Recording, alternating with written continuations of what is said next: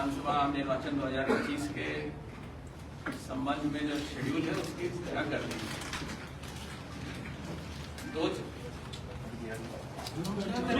लेके जाएंगे इसको,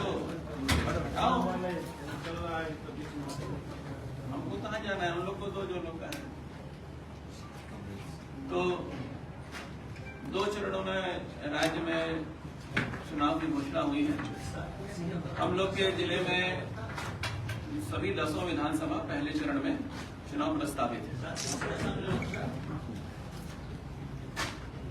और जो पहले चरण का चुनाव है उसके संबंध में जो अधिसूचना है वो 10 अक्टूबर को जारी की जाएगी।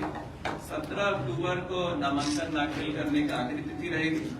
18 अक्टूबर को समीक्षा, 20 तारीख को नाम निर्देशन पत्र वापस लेने की तिथि रहेगी अंतिम, और 6 नवंबर बृहस्पतिवार को निर्वाचन का दिन निर्धारित है। और काउंटिंग जो है वो 14 नवंबर शुक्रवार को दिन निर्धारित है। इस तरीके से अपने जिले में 10 तारीख को बजट सूचना के साथ और 14 तारीख को काउंटिंग के पश्चात 16 तारीख को ये निर्वाचन की प्रक्रिया पूर्ण रूप से समाप्त है। इस अपने जिले में आज की तिथि में कुल 29,32,602 मतदाता हैं, जिसमें 15,63,626 पुरुष मतदाता और 13,68,946 महिला मतदाता है। 30 जो है वो थर्ड जेंडर है। जिला में जो लिंगानुपात है 1000 पुरुषों के विरुद्ध 875 है महिलाओं के इलेक्टोरल रोल में। कुल 3603 मतदान केंद्र हैं सभी 10 विधानसभा में, जो कि 1762 भवनों में हैं हम लोग के।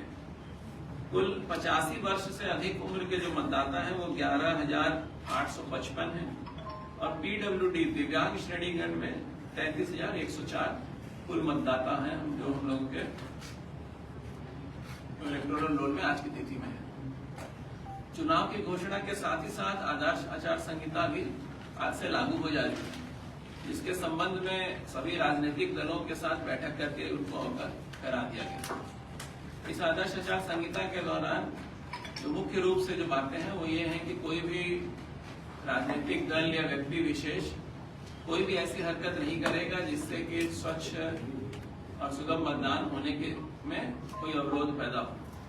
एक बराबर प्लेटफॉर्म मिलेगा, चाहे वो कोई निर्दलीय कैंडिडेट हो या सत्ताधारी दल के कैंडिडेट हो, ताकि सभी लोगों को एक समान प्लेटफॉर्म मिलते हुए वो अपनी बातें रखें और स्वच्छ रूप से मतदाता जो है वो अपने मताधिकार का प्रयोग कर सकें।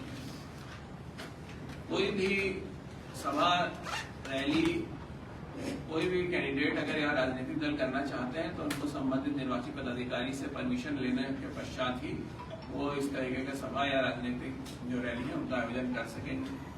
जिले में आज से BNSS भारतीय नागरिक सुरक्षा संहिता के तहत की धारा 163 लागू कर दी गई है, जिसको आप लोग पहले आम भाषा में धारा 144 के रूप में जानते थे, जिसके तहत जो निषेधाज्ञा है वो लागू है। उस निषेधाज्ञा में 5 या 5 से अधिक जो लोग हैं वो उनके एकत्रित होने पे रोक है, जो कि इस तरीके के कार्यक्रम राजनीतिक कार्यक्रमों में या उससे संबंधित भागों में करेंगे। उसके ड्राफ्ट पढ़ते बता ये जो निषेधाज्ञा है ये इसमें कोई भी शस्त्र इसको कैरी करने में या इसको ले जाने में प्रतिबंध रहेगा, सिवाय जो लोग कर्मी अपनी ड्यूटी कर रहे हो या कोई अगर जो सिख संप्रदाय के लोग हैं उन लोगों के लिए इसमें फ्रीडम रहती है, या वैसे लोग जिनको भी अगर आदेश दिया गया हो कि वो लोग अपना शस्त्र सत्यापन के क्रम में या शस्त्र शाखा में या कहीं जो शस्त्रालय में जमा करने के लिए ले जाना चाहते हैं।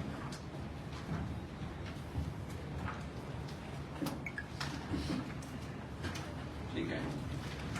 और भारत निर्वाचन आयोग के द्वारा जो निर्देश हैं उसके तहत आदर्श आचार संहिता का पूर्ण रूप से पालन करेंगे। कोई भी व्यक्ति, राजनीतिक दल, संगठन इनके द्वारा राजनीतिक प्रयोजन से संबंधित किसी भी प्रकार की सभा, जुलूस, धरना या प्रदर्शन एवं ध्वनि विस्तारक यंत्र का प्रयोग बिना सक्षम प्राधिकार के पूर्व अनुमति के नहीं होगा।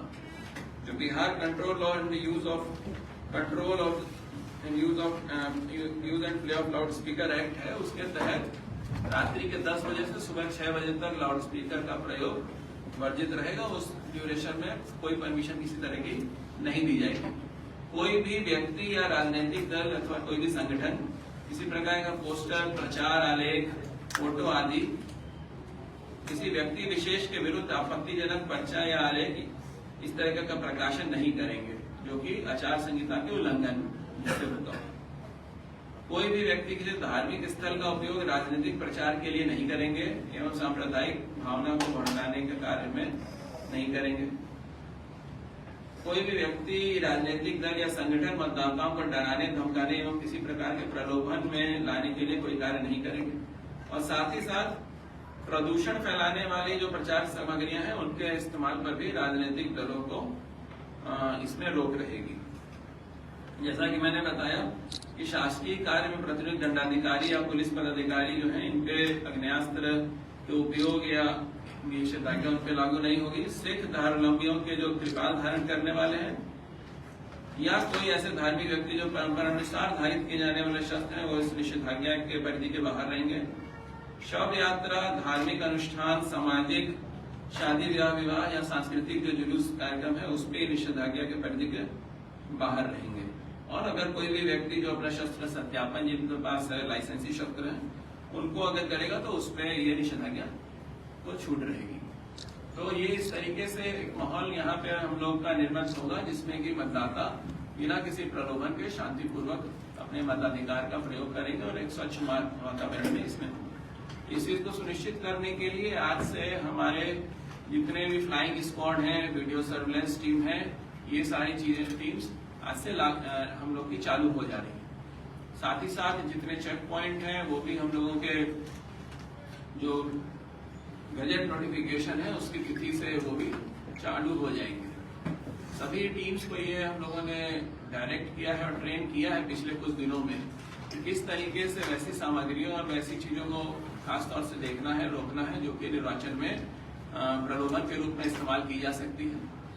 आम लोगों को परेशानी न हो इसके लिए भी सभी को ट्रेन किया गया है और लोगों में भी इस चीज की एक जागरूकता होनी चाहिए कि किस तरीके से क्या चीजें परिधि के में है और खासतौर से जो कैश का मूवमेंट है इन सब चीजों के लिए।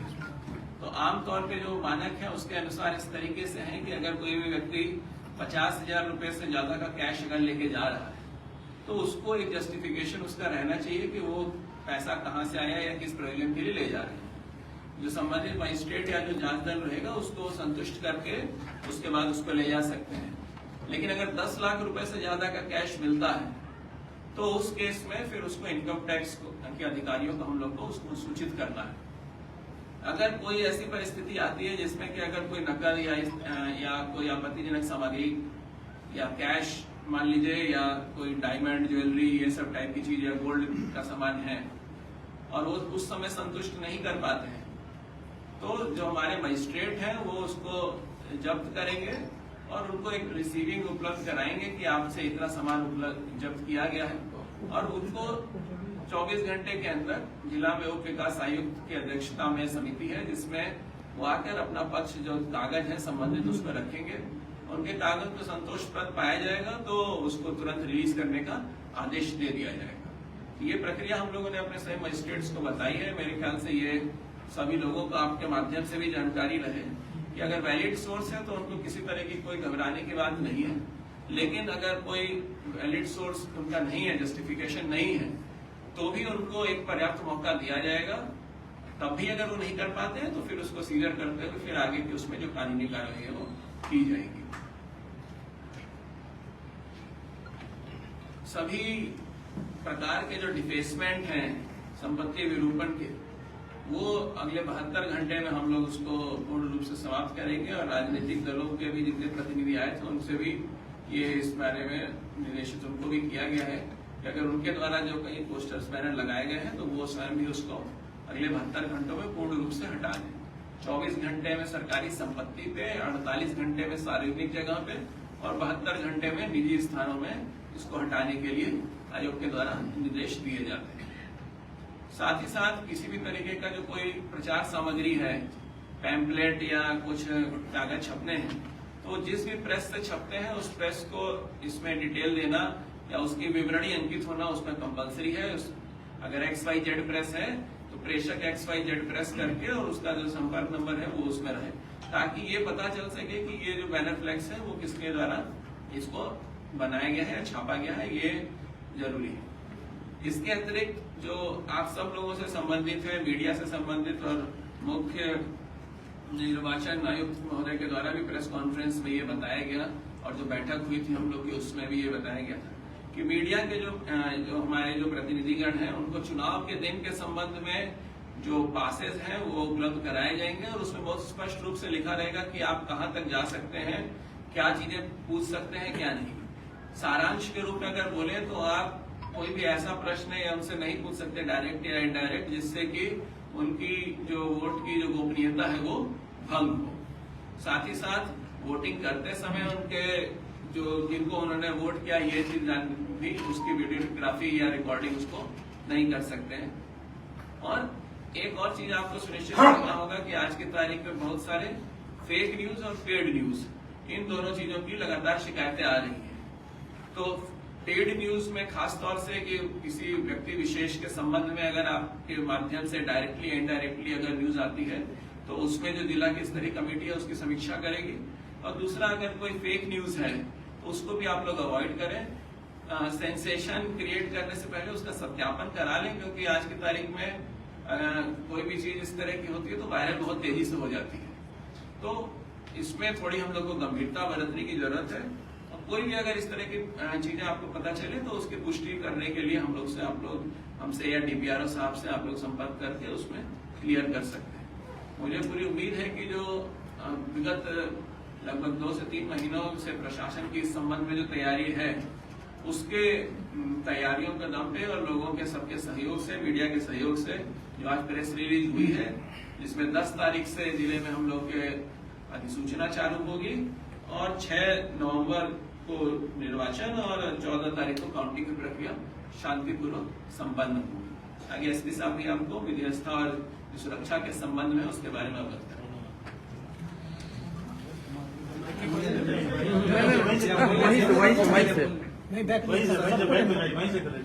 एक ही बार में हो जाता है। Thank you sir.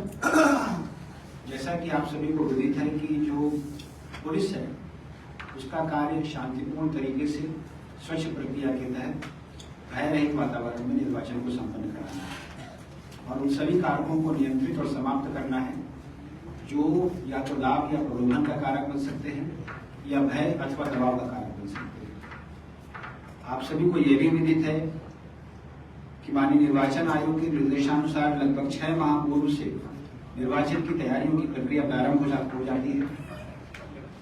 इस रूप में निर्वाचन की जो तैयारियां समस्तीपुर पुलिस ने की हैं उसके तहत 17,000 से अधिक लोगों के विरुद्ध प्रिवेंटिव प्रपोजल्स हम लोगों ने भेजे थे, जिनमें से 10,238 लोगों के विरुद्ध लॉकडाउन की कार्रवाई की गई है।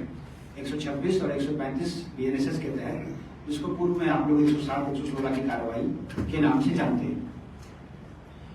हैबिचुअल ऑफेंडर्स के लिए भी प्रिवेंटिव प्रपोजल्स भेजे गए हैं और जिले के अंतर्गत जो भी प्रोक्लेम्ड ऑफेंडर्स हैं, जो हिस्ट्री शीटर्स हैं, गुंडा पंजी में जो लोग जिनका नाम दर्ज है, उन लोगों की रेगुलर प्रेजेंस पिछले 1 माह से कुछ इंश्योर की जा रही है और अगले 1 माह तक लगातार उन पर निगरानी रखी जाएगी और या तो उनके स्थानीय थानों में अथवा जैसा जिला पदाधिकारी महोदय का CCA के प्रस्तावों में आदेश हुआ है, संबंधित थानों में जिनमें थाना बदल करते हुए अथवा जिला बदल करते हुए उनकी उपस्थिति के आदेश निर्गत किए गए हैं, उन सभी जगहों पर उनकी उपस्थिति सुनिश्चित की जाएगी। आर्म्स डिपोजिशन हम लोगों का 25% है और चूंकि निर्वाचन की घोषणा हो गई है और तारीख तय हो गई है, इसलिए जो स्क्रीनिंग कमेटी है उस स्क्रीनिंग कमेटी के निर्देशानुसार अगले 1 माह में जहां भी आवश्यकता होगी हम लोग आर्म्स डिपॉजिट करवाएंगे। जैसा कि जिला पदाधिकारी महोदय ने आप लोगों को बताया कि जो हम लोगों का SST, FST, चेक पोस्ट वगैरह का मैकेनिज्म है वो आज से अपने प्रभावी रूप में लग जाएगा। इसके लिए जो भी बल स्थानीय स्तर पर या बाहर से हम लोगों को आवश्यकता है वो निर्वाचन आयोग द्वारा हम लोगों को उपलब्ध करा दिया गया है, उसका भी इफेक्टिव यूज हम लोग करेंगे। मुझे आशा है कि शांतिपूर्ण स्वच्छ और पारदर्शी चुनाव प्रक्रिया में मीडिया बंधुओं का भी समस्त पुलिस और प्रशासन को सहयोग मिलेगा। Thank you.